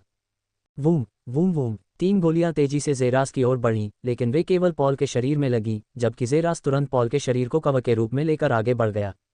डैश सक्रिय करो, जेरास ने मन ही मन चिल्लाया, जबकि उसका शरीर सामान्य गति से दोगुनी गति से आगे बढ़ रहा था, जिससे वह अपने और जैक के बीच की दूरी तय कर रहा था। उस आदमी के सामने पहुंचकर उसने पॉल के शरीर को उसकी ओर फेंका, जिससे वह आदमी पीछे की ओर धकेल दिया गया और वह स्थिर हो गया, लेकिन जेरास को बस इतना ही मौका चाहिए था। ररररररर, जेरास ने अपनी पूरी ताकत से जैक की ओर वार किया। जैक की आंखें चौड़ी हो गईं जब चाकू अगले ही पल उसकी गर्दन के आर पार हो गया। 20 सेकंड के भीतर ही उन्होंने 2 वैज्ञानिकों को मार गिराया। महिला वैज्ञानिक अन्ना ने गोली की आवाज़ सुनकर तुरंत पीछे मुड़कर देखा, जबकि वह पॉल के मृत शरीर और जैक की लगभग तुरंत ही हत्या को देखकर भयभीत हो गई थी। अपने डर से छुटकारा पाते हुए उसने तुरंत डेस्क पर लगे लाल बटन की ओर हाथ बढ़ाया, जो लगभग 50 सेंटीमीटर दूर था, लेकिन उससे सिर्फ 1 इंच की दूरी पर एक ब्लेड तेजी से आगे की ओर उड़ी, एक हाथ हवा में उठा और उसके बाद एक तीखी चीख निकली। पब फ्यूचर द्वारा विज्ञापन, संपर्क टॉस साइट मैप दान करें, मेनू दिखाओ। उपन्यास ऑनलाइन पूरा पढ़ें। उपन्यास बिन उपन्यास अराजकता भक्षक प्रणाली अध्याय 7 बंधक बनाना। गुणाप्रिय पाठकों, अधिक अध्यायों के अनुवाद में हमारी टीम की सहायता के लिए यहाँ दान करें। URL अराजकता भक्षक प्रणाली बंधक बनाना। पब फ्यूचर द्वारा विज्ञापन अध्याय 7 बंधक बनाना। अपने डर से छुटकारा पाते हुए उसने तुरंत डेस्क पर लगे लाल बटन की ओर हाथ बढ़ाया, जो लगभग 50 सेंटीमीटर दूर था, लेकिन उससे सिर्फ 1 इंच की दूरी पर एक ब्लेड तेजी से आगे की ओर उड़ी, एक हाथ हवा में उठा और उसके बाद एक तीखी चीख निकली। एना की तीखी चीख प्रयोगशाला में गूंज उठी जब उसने अपना दाहिना हाथ आगे बढ़ाया, जो कलाई से कट जाने के कारण पहले से ही खून से लथपथ था। अगले ही क्षण एक पैर उसके पेट में घुस गया। जब वह कंप्यूटर पर जोर से बैठी थी, तभी उसे अचानक ऐसा महसूस हुआ कि उसके सिर के पिछले हिस्से पर कोई जोर का झटका लगा, जिससे वह बेहोश हो गई। थकावट के कारण जेरास बार बार गहरी सांसें ले रहा था। उसके सामने एक होलोग्राफिक छवि प्रकट हुई। ऊर्जा 20/35। ऐसा लगता है कि डैश को सक्रिय करने में पहले ही उसकी लगभग 15 ऊर्जा अंक खर्च हो चुके हैं। वह अस्त व्यस्त प्रयोगशाला को घूरता रहा, 2 पुरुषों के मृत शरीर को देखता रहा, फिर धीरे धीरे उस महिला वैज्ञानिक की ओर बढ़ा, जो बेहोश हो गई थी। उसके शरीर को कुर्सी पर बैठाकर उसने मॉनिटर पर लगे तारों में से एक को उसके शरीर के चारों ओर बांध दिया और उसके शरीर को कुर्सी से मजबूती से बांध दिया। जैक की ओर बढ़ते हुए उसने प्लाज्मा गन छीन ली और बंदूक पकड़े हुए ही चाकू को अपने ओवरऑल में डाल लिया। अचानक ठंडे पानी की धार अन्ना के चेहरे पर पड़ी, जिससे उसने धीरे धीरे अपनी आंखें खोलीं। दृश्य थोड़ा धुंधला था क्योंकि उसे अपने सामने केवल एक युवक का सुंदर चेहरा दिखाई दे रहा था। पब फ्यूचर द्वारा विज्ञापन, मैं कहाँ हूँ? उसने ध्यान भटकते हुए पूछा, जब उसकी नज़र दूर पड़ी लाश की ओर गई, फिर जेरास की ओर, और उसने तुरंत अपनी आंखें खोल लीं। लगता है तुम जाग गई हो, जेरास ने उससे कहा और महिला का घबराया हुआ चेहरा देखकर उसके चेहरे पर एक ठंडी मुस्कान फैल गई। उसे आखिरकार अपने सवालों के जवाब मिल ही जाएंगे। तुम कौन हो? बेस में घुसपैठ करने की हिम्मत करने के लिए? तुम। अन्ना ने अचानक अपना मुंह बंद कर लिया क्योंकि उसने महसूस किया कि बंदूक के ठंडे होंठ उसके माथे को चूम रहे हैं। एक और शब्द और तुम अपने सहकर्मियों के पास पहुंच जाओगे, जेरास ने डरावने स्वर में कहा और जैक और पॉल के मृत शरीर की ओर इशारा किया। अन्ना को अपनी रीढ़ में ठंडक महसूस हुई जब उसने उस युवक की आंखों में देखा और उसे उसकी कही बात पर कोई संदेह नहीं था। वह देख सकती थी कि उसने कितनी आसानी से दोनों पुरुषों को मार डाला और उसे कोई संदेह नहीं था कि वह उसे भी मार देगा। उसने तुरंत गहरी सांस ली और यथासंभव शांत रहने की कोशिश की। आप क्या चाहते हैं? अब तो ऐसा ही लगता है, जेरास ने मुस्कुराते हुए कहा और थोड़ा सिर हिलाया। मैं आपसे बस कुछ प्रश्न पूछना चाहता हूँ। आप यहाँ से जीवित जाएंगे या नहीं, यह इस बात पर निर्भर करेगा कि आप कितने सच्चे उत्तर देते हैं। और अगर तुम झूठ बोलते हो तो कोई समस्या नहीं है। मैं तुम्हें मार सकता हूँ और कोई दूसरा व्यक्ति ढूंढ सकता हूँ, ऐसा व्यक्ति जो तुमसे ज्यादा जीवन की कद्र करता हो। जेरास ने उसके दिल में ये शब्द फुसफुसाते हुए कहा। उसके हाथ में प्लाज्मा गन थी जो उसके बालों के बीच से गुजर रही थी। मैं सच सच जवाब दूंगी, बस मुझे जीने दो, ठीक है? अन्ना ने कहा। जब उसे लगा कि थूथन का सिर उसके कान के बहुत करीब है तो वह रोने लगी। बहुत अच्छा, तो फिर शुरू करते हैं। इस अड्डे का नाम क्या है और इसका उद्देश्य क्या है? जेरास ने पूछा। ये बेस म्यूटेंट ऑर्गेनाइजेशन की एक छोटी शाखा है। ये संगठन द्वारा बनाए गए निम्न स्तर के सीरम के परीक्षण के लिए इस्तेमाल की जाने वाली प्रयोगशालाओं में से एक है। अन्ना ने सच्चाई से जवाब दिया। दूसरा प्रश्न, किस प्रकार का सीरम? पबफ्यूचर द्वारा विज्ञापन। यह मुख्य रूप से आनुवंशिक रूपांतरण सीरम है जो उत्परिवर्तन का कारण बनता है, जो आनुवंशिक रूप से संशोधित जानवर की युद्ध शक्ति को बढ़ाता है। कुछ असफल रहे, जैसे बिस्तर पर लेटी लिंक्स बिल्ली, जबकि कुछ सफल रहे और उनकी ताकत इतनी बढ़ गई कि वे जीन कल्टीवेटर्स के साथ टक्कर लेने में सक्षम हो गए। जेरास ने लगभग गहरी सांस ली क्योंकि वह विश्वास नहीं कर पा रहा था कि ऐसा सीरम भी है जो साधारण जानवरों या लोगों के शरीर को साधकों के विरुद्ध लड़ने के लिए सक्षम बना सकता है। तीसरा सवाल, इस प्रयोगशाला के पास प्रतिबंधित क्षेत्र में क्या रखा है? प्रयोगशाला के बगल में प्रतिबंधित क्षेत्र है जहां आनुवंशिक रूप से संशोधित जानवर को रखा जाता है। यहाँ बहुत ही खतरनाक और शक्तिशाली जानवर हैं, इसलिए उन्हें यहाँ बंद कर दिया जाता है और इसे प्रतिबंधित क्षेत्र बताया गया है। अन्ना ने कहा। चूंकि आपका समूह जानवरों के प्रयोगों के लिए जिम्मेदार है, मैं यह मानना चाहता हूं कि आपके पास जानवरों तक पहुंच है ना? जेरास ने पूछा और बंदूक उसके सिर के करीब रख दी। हम करते हैं। क्षेत्र का आकलन करने वाला कार्ड मेरी डेस्क पर है। ये जानवर के पिंजरे सहित ऑफ लिमिट क्षेत्र के सभी दरवाजे खोल सकता है। अन्ना ने कहा जब वह एक विशेष दिशा में देख रही थी जहां एक बैंगनी कार्ड दिखाई दे रहा था। चौथा प्रश्न, आप बाहरी दुनिया के साथ कैसे संवाद करते हैं? हमें नहीं पता। ये स्थान बेस से बाहर किसी भी चीज से संचार के लिए बंद है। केवल हमारा बेस प्रमुख ही बेस के बाहर के लोगों के साथ संचार कर सकता है। उसके पास एक टेलीफोन बूथ था। क्या वह यहीं रहता है? जेरास ने पूछा जब उसने उसे मानचित्र पर एक स्थान दिखाया जिसका अर्थ था कि वहां एक प्रतिबंधित क्षेत्र था और यह पहले प्रतिबंधित क्षेत्र के अंत में है। हाँ, वह वहीं रहता है। अन्ना ने लगातार अपना सिर हिलाते हुए कहा। आखिरी सवाल, इस सवाल का जवाब देने के बाद आप जा सकेंगे। जेरास ने पूछा, इस जगह पर कितने गार्ड हैं? पूरे बेस में करीब 20 गार्ड हैं। आमतौर पर बेस को गार्ड तैनात करने की कभी जरूरत नहीं पड़ती, इसलिए मुझे सिर्फ इतना पता है कि यहाँ करीब 20 या उससे कम गार्ड हैं। अनंत ने कहा कि मैं इस बारे में ज़्यादा निश्चित नहीं हूँ। मैं यह विश्वास करना चाहता हूँ कि तुमने अब तक मुझसे जो कुछ भी कहा है वह सब सच है, अन्ना, जेरास ने कहा और वह उसके पास से उठकर मेज पर रखे बैंगनी कार्ड की ओर चला गया। अन्ना ने शांत दिखने की कोशिश करते हुए कहा, मैंने तुमसे वह सब कुछ मांग लिया है जो तुम चाहती हो, अब तुम सौदे का अपना अंतिम हिस्सा पूरा करो। जेरास धीरे धीरे बैंगनी कार्ड की ओर बढ़ा और उसे मेज से उठाया। तभी अचानक उसके सामने एक सुनहरे रंग का अधिसूचना पैनल प्रकट हुआ जिससे वह चौंककर वहीं खड़ा रह गया। क्यों, अन्ना? जेरास ने धीरे से उसकी ओर देखते हुए पूछा। क्या? अन्ना ने पूछा। उसकी आवाज़ हल्के से कांप रही थी, उसके चेहरे पर भय दिखाई दे रहा था। अगले ही पल अचानक उसके माथे पर एक छेद दिखाई दिया और वह मृत अवस्था में जमीन पर गिर पड़ी। पबफ्यूचर द्वारा विज्ञापन। संपर्क टॉस साइट मैप दान करें, मेनू दिखाओ। उपन्यास ऑनलाइन पूरा पढ़ें। उपन्यास बिन। उपन्यास अराजकता भक्षक प्रणाली अध्याय 8 बेस एआई द्वारा पता लगाया गया। गुणप्रिय पाठकों, अधिक अध्यायों के अनुवाद में हमारी टीम की सहायता के लिए यहाँ दान करें। URL अराजकता भक्षक प्रणाली बेस एआई द्वारा पता लगाया गया। पबफ्यूचर द्वारा विज्ञापन अध्याय 8 बेस एआई द्वारा पता लगाया गया। क्या? अन्ना ने पूछा। उसकी आवाज़ हल्के से कांप रही थी। अगले ही पल उसके चेहरे पर भय दिखाई दिया जब अचानक उसके माथे पर एक छेद दिखाई दिया और वह मृत अवस्था में जमीन पर गिर पड़ी। जेरास ने धीरे से बंदूक नीचे रख दी और बैंगनी कार्ड को पकड़े हुए वैज्ञानिक की महिला लाश को घूरने लगा। सिस्टम की अधिसूचना को देखते हुए, होस्ट पर एक ट्रैकिंग जीन रखा गया है। मेजबान इतना कमजोर है कि वह जीन को पूरी तरह से ओवरराइड नहीं कर सकता। मेजबान को जीन ट्रैकर से छुटकारा पाने के लिए बैंगनी कार्ड नीचे रखने की सलाह दी जाती है। ऐसा लगता है कि अन्ना ने उसे बताया था कि कार्ड का उपयोग ऑफ लिमिट खोलने के लिए किया जाता है, लेकिन उसने उसे कभी भी कार्ड में मौजूद ट्रैकर के बारे में नहीं बताया था। यदि सिस्टम द्वारा अधिसूचना न दी गई होती तो उसे पता भी नहीं चलता कि उस पर नज़र रखी जा रही है और वह बिना कारण जाने ही पकड़ा जाता। और सच कहें तो उसने उसे जीवित छोड़ने की योजना नहीं बनाई थी। वह एक ऐसी महिला थी जो जीवित प्राणियों पर अमानवीय प्रयोग करती थी। वह ऐसे मनोरोगी वैज्ञानिक को एक दिन भी और जीने नहीं देंगे। अगले ही सेकंड में पूरे स्थान पर एआई की आवाज़ गूंज उठी। एक घुसपैठिए का पता चला है। घुसपैठिए का स्थान 4C लैब में है। घुसपैठिए को पकड़ने के लिए सभी बलों को तैनात किया जाना है।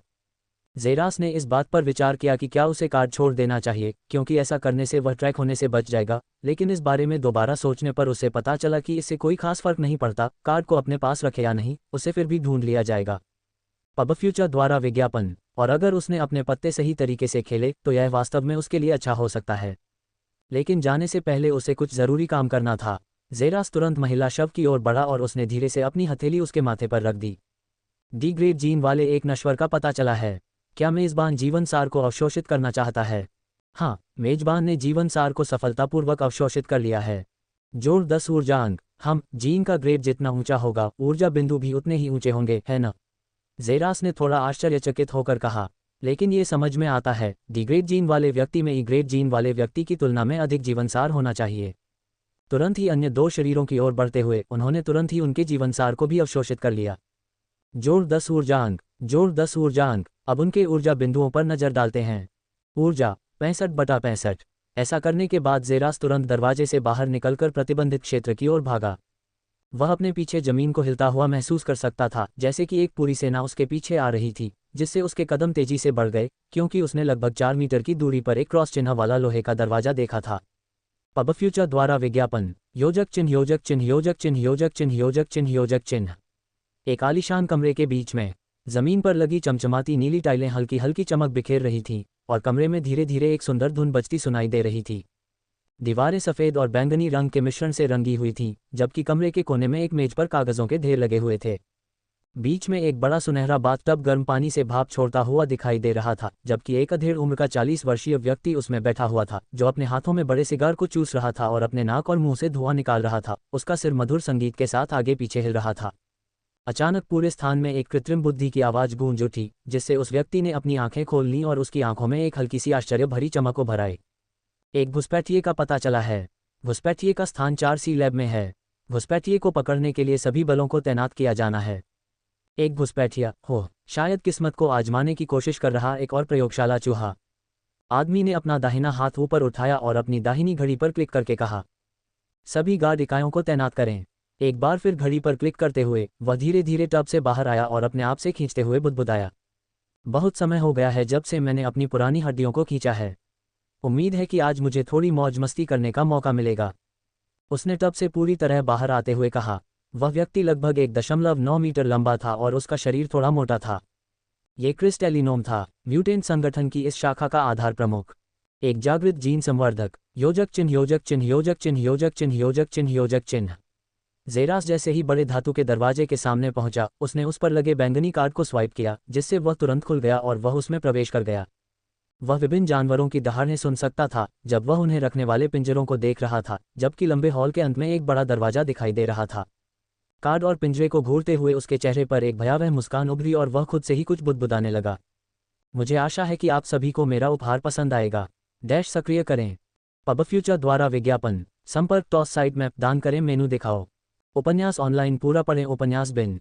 उपन्यास अराजकता भक्षक प्रणाली अध्याय 9 खोज।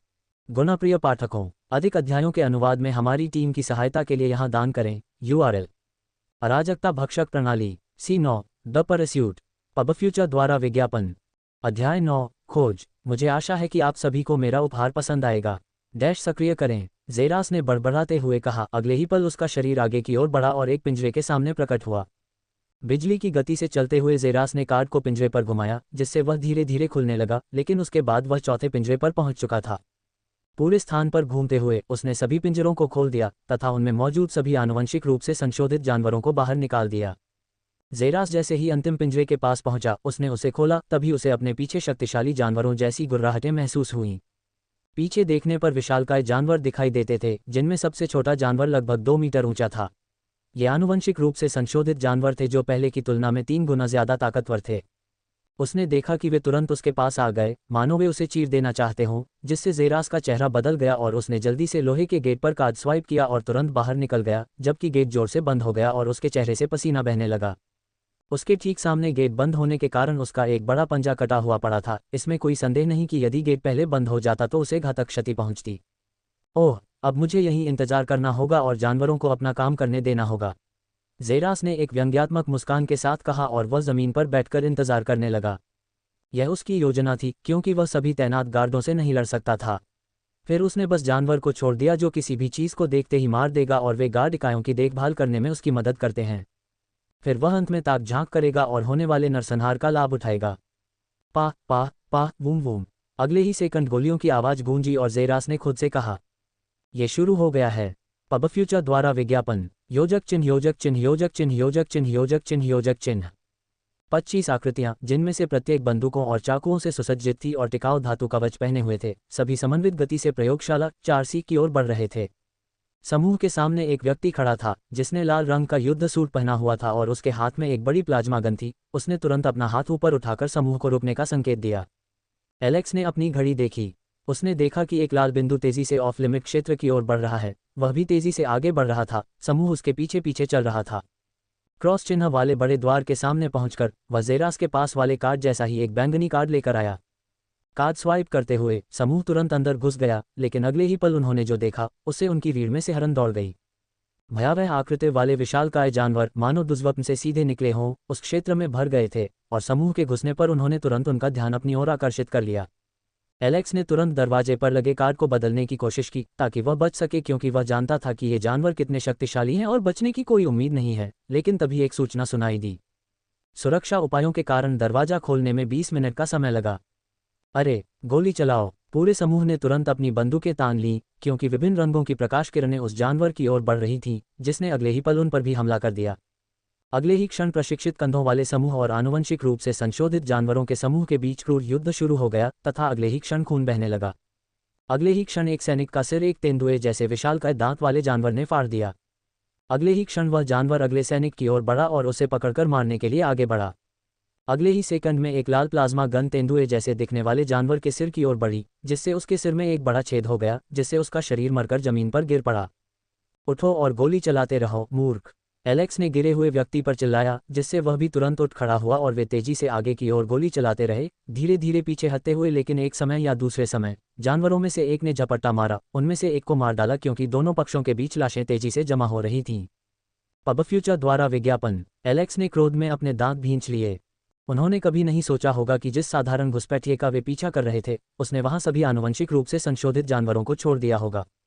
उसे कुछ करने से पहले 2 बार सोचना चाहिए था। आमतौर पर सालों तक काम करने की वजह से उसे किसी जगह पर घुसने से पहले ज्यादा सावधान रहना चाहिए था, लेकिन सालों से शांति से रहने की वजह से वह धीरे धीरे अपनी तीक्ष्णता खो बैठा और ज्यादा ढीला पड़ गया, जिसकी वजह से वह एक अनजान दुश्मन को कम आंकने लगा। अपने पैरों के नीचे अपनी टीम के शवों का ढेर देखकर वह सिहर उठा और उसके मन में मौत का ख्याल आने लगा। उनकी टीम धीरे धीरे एक एक करके हारती चली गई और 20 मिनट से भी कम समय में वह अकेले बचे रह गए और उनका सामना 2 अन्य राक्षसों से हुआ। विनाशकारी प्रकाश की किरण छोड़ते हुए ये जानवर के हृदय की ओर सटीक रूप से बढ़ा और उसे वहीं मार डाला, लेकिन अगले पर गोली चलाने की कोशिश करते हुए उसने अनुमान लगाया कि बंदूक से गोली नहीं चलेगी। इसकी ऊर्जा पहले ही समाप्त हो चुकी थी। छी, उसने गाली देते हुए तुरंत अपनी जेब से एक खंजर निकाला और उसे कसकर पकड़ लिया और उन विशालकाय शेर जैसे जानवरों को घूरने लगा। दोनों के बीच एक शक्तिशाली टकराव हुआ, जिसके बाद वे दोनों एक दूसरे की ओर झपटे, जबकि आदमी ने बहादुरी से लड़ते हुए जानवर के शरीर पर वार किया, लेकिन उसे भी नुकसान पहुंचा, क्योंकि जानवर के पंजे ने उसे बार बार पटक दिया, जिससे उसके शरीर से खून बहने लगा। लड़ाई बहुत क्रूर और पागलपन भरी थी, लेकिन वह व्यक्ति अधिक था। अधिक क्षति होने के बावजूद भी उसने आत्मघाती हमला किया और संशोधित शेर को अपने कंधे पर काटने दिया, जबकि उसने इस अवसर का उपयोग शेर की छाती पर वार करने के लिए किया और वे दोनों तुरंत अलग हो गए। शेर जैसे दिखने वाले इस जानवर ने दर्दनाक दहाड़ लगाए और उसकी छाती से खून बहने लगा, फिर वह जमीन पर गिरकर मर गया। वह आदमी अपने दोनों घुटनों के बल गिरा और उसने कब्र में मुश्किल से एक कदम रखा। योजक चिन्ह योजक चिन्ह योजक चिन्ह योजक चिन्ह योजक चिन्ह योजक चिन्ह। ज़ेरास को लगा कि बंदूक की फायरिंग धीरे धीरे कम हो गई और आखिरकार बंद हो गई। उसने लगभग 30 मिनट तक इंतजार किया ताकि यह पुष्टि हो सके कि सभी लोग वास्तव में मर चुके हैं। फिर उसने धातु के दरवाजे पर कार्ड स्वाइप किया और बाहर निकल गया। उसके ठीक सामने जानवरों और इंसानों की लाशें पड़ी थीं, जिनके शरीर के अलग अलग हिस्से कटे हुए थे और उनकी आंतें हर जगह बिखरी हुई थीं। लेकिन जब उसने लाशों के बीच घुटनों के बल बैठे एक आदमी को देखा तो वह चौंक गया। उसका शरीर बुरी तरह से विकृत हो चुका था, उसकी पूरी बाँह फाड़ दी गई थी, उसके सारे कवच उतार दिए गए थे, उसकी खोपड़ी और पसलियों का कुछ हिस्सा दिखाई दे रहा था। उस आदमी की ओर बढ़ते हुए जेरास ने लगभग 3 मीटर की दूरी से उसे घूरकर देखा। एलेक्स ने उस दुश्मन को देखा जिसका वे पीछा कर रहे थे और बिना उनसे शारीरिक रूप से लड़े ही अपनी पूरी टुकड़ी को नष्ट करने में सफल रहा। लेकिन जब उसने देखा कि यह एक लड़का था जो निस्संदेह 18 वर्ष से कम आयु का था, तो वह हैरान रह गया। जेरास की ओर देखते ही उसके चेहरे पर मुस्कान आ गई और फिर वह बुदबुदाया, सोचिए, मैं एलेक्स मसर एक बच्चे के हाथों हार जाऊंगा, लेकिन कुछ अजीब कारणों से मैं बहुत खुश हूं। तुम्हारे पास असीम क्षमता है, अगर मैं तुम्हें व्यक्तिगत रूप से प्रशिक्षित कर पाता तो मैं खुशी से मर जाता, लेकिन दुर्भाग्य से तुम भी मर जाओगे और जल्द ही नरक में मुझसे मिलने आओगे। आदमी ने एक भयावह मुस्कान के साथ कहा और वह धीरे धीरे जमीन पर धड़ाम से गिर गया, मर गया। पब फ्यूचर द्वारा विज्ञापन। संपर्क टॉस साइट मैप दान करें, मेनू दिखाओ। उपन्यास ऑनलाइन पूरा पढ़ें। उपन्यास बिन। उपन्यास अराजकता भक्षक प्रणाली अध्याय 10 बेस हेड के साथ बैठक। गुणप्रिय पाठकों, अधिक अध्यायों के अनुवाद में हमारी टीम की सहायता के लिए यहाँ दान करें। URL अराजकता भक्षक प्रणाली C10 बेस हेड के साथ बैठक। पब फ्यूचर द्वारा विज्ञापन। अध्याय 10 बेस हेड के साथ बैठक। सोचिए, मैं एलेक्स मसर एक बच्चे के हाथों हार जाऊंगा, लेकिन कुछ अजीब कारणों से मैं बहुत खुश हूं। तुम्हारे पास असीम क्षमता है, अगर मैं तुम्हें व्यक्तिगत रूप से प्रशिक्षित कर पाता तो मैं खुशी से मर जाता, लेकिन दुर्भाग्य से तुम भी मर जाओगे और जल्द ही नरक में मुझसे मिलने आओगे। आदमी ने एक भयावह मुस्कान के साथ कहा और वह धीरे धीरे जमीन पर धड़ाम से गिर गया, मर गया। जेरास ने अपने पैरों के नीचे पड़ी लाश को अजीब नज़रों से देखा और सोचा कि उस आदमी ने ऐसा क्यों कहा कि वह भी जल्द ही मर जाएगा, लेकिन उसने उसकी बात को अनसुना कर दिया और धीरे धीरे उस जगह से बाहर चला गया। कार्ड को दरवाजे पर स्वाइप करने पर दरवाजा तुरंत खुल गया और ताजी हवा उसकी नाक पर हमला करने लगी, जिसे वह वहां की खून से भरी हवा की तुलना में बहुत पसंद कर रहा था। अब केवल एक अंतिम चीज बची है और वह है बाहरी दुनिया से संपर्क करने का तरीका खोजना। उसे यह अर्थ इंटरगैलेक्टिक एसोसिएशन को बुलाने की जरूरत थी, वे ही एकमात्र हैं जो उसे इस मुसीबत से बाहर निकाल सकते हैं।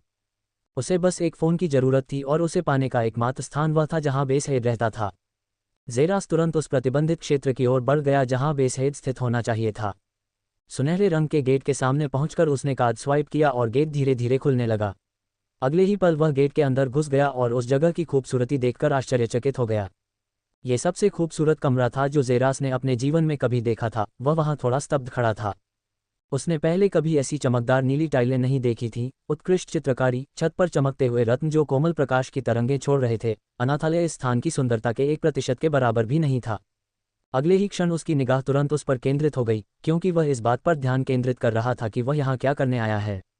उसने तुरंत हर जगह खोजना शुरू कर दिया, लेकिन 5 मिनट बाद भी उसे कुछ नहीं मिला। इसे खोज रहे हो? जेरास से एक आवाज़ ने कहा और उसने तुरंत अपनी आंखें सिकोड़ लीं और अपनी सबसे तेज गति से उस दिशा की ओर मुड़ गया, लेकिन फिर भी उसे कुछ दिखाई नहीं दिया।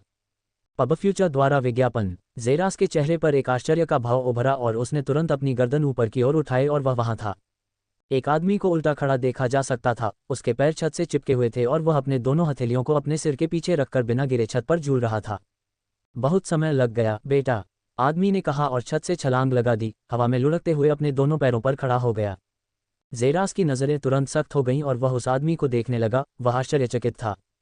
वह तब से वहीं खड़ा था और जब तक वह वहां से नीचे नहीं उतरा, उसे इसका एहसास भी नहीं हुआ। उस आदमी के छोटे काले बाल थे, उसकी आंखें और नाक धंसी हुई थी और उसका शरीर थोड़ा मोटा था। उसकी निगाहें गर्व से रंगी हुई थीं, लेकिन उस आदमी के चारों ओर का माहौल अविश्वसनीय रूप से खतरनाक था, क्योंकि जेरास को लगा कि उसका दिल उसकी छाती के भीतर डर से धड़क रहा है। आप कौन हैं? उसने अनजाने में अपनी आवाज़ में थोड़ा कांपते हुए पूछा। आदमी ने ठंडी सांस लेकर तिरस्कारपूर्वक कहा, आप बेस हेड के लिए बने प्रतिबंधित क्षेत्र में घुस आए और अब आप पूछ रहे हैं कि मैं कौन हूं? ये वह व्यक्ति नहीं है जिसने अभी अभी मेरी पूरी सुरक्षा इकाइयों को बर्बाद कर दिया है। उस आदमी ने जेरास को घूरते हुए कहा, उसके होंठों के कोने पर तिरस्कार की रेखा थी। वैसे भी मेरा मानना है कि इससे कोई फर्क नहीं पड़ता। जो मायने रखता है वह यही है न? नीच मुखिया ने जेरास को अपनी घड़ी थमाते हुए कहा। ये बेस में एकमात्र ऐसी चीज़ थी जो बेस के बाहर किसी भी चीज़ के लिए संचार के साधन के रूप में काम करती थी। धीरे से घड़ी को अपने हाथों पर कसकर बांधते हुए उसने जेरास से कहा, चाहते हो आओ और ले लो। सिस्टम अधिसूचना तुरंत प्रकट हुई। होस्ट, एक डी ग्रेड जीन वाले जागृत व्यक्ति से मुलाकात हुई है। सक्रिय कार्य, दुश्मन को हराना। पब फ्यूचर द्वारा विज्ञापन। इनाम 90 EXP। ज़ेरा की नज़र तुरंत संकुचित हो गई जैसे ही उसके हाथ उसकी जेबों की ओर बढ़े। उन्होंने सिस्टम के विवरण में जागृत शब्द देखा और जान गए कि यह लड़ाई आसान नहीं होगी। दरअसल यह शायद उसकी अब तक की सबसे कठिन लड़ाई होगी। एक जागृत व्यक्ति के साथ लड़ाई। तुम अनाथालय से निकले कचरे के अलावा कुछ नहीं हो और प्रयोगशाला में चूहे की तरह काम करने के लिए हमें बेच दिया गया।